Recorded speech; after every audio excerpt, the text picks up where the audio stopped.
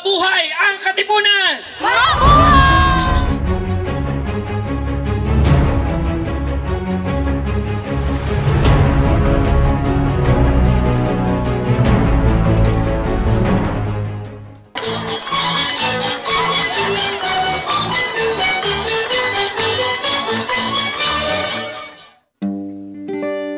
Hello. Hi, I'm looking for Mother.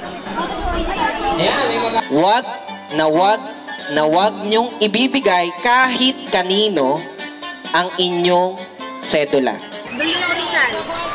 I've heard it. I've heard of it. What do you think about I don't Rizal? know. You understand? I do understand.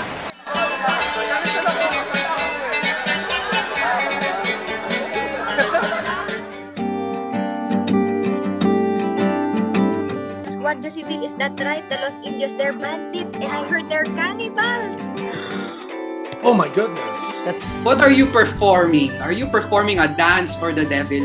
Are you part of the Los Indios Katipuneros who worship the evil, who practice cannibalism, who has killed many of our leaders? What is this performance?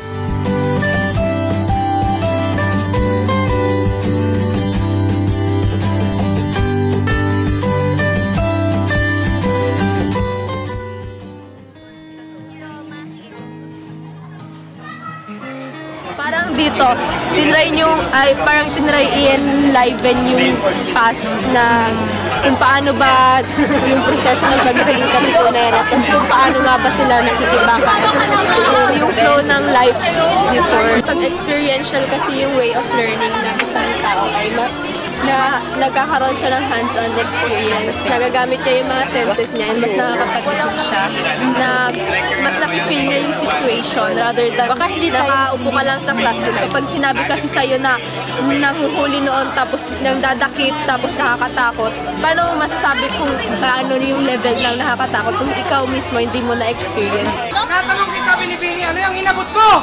Salamat kong piraso ng papel, ito! Pwede ko bang makita?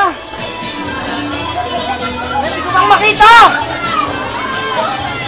Hindi yan yun.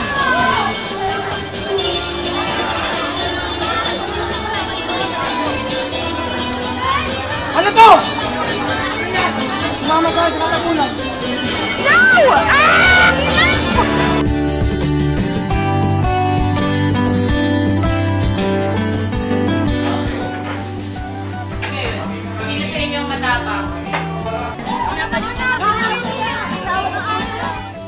Niyo po makikita yung mafe-feel anong nangyari po talaga dati.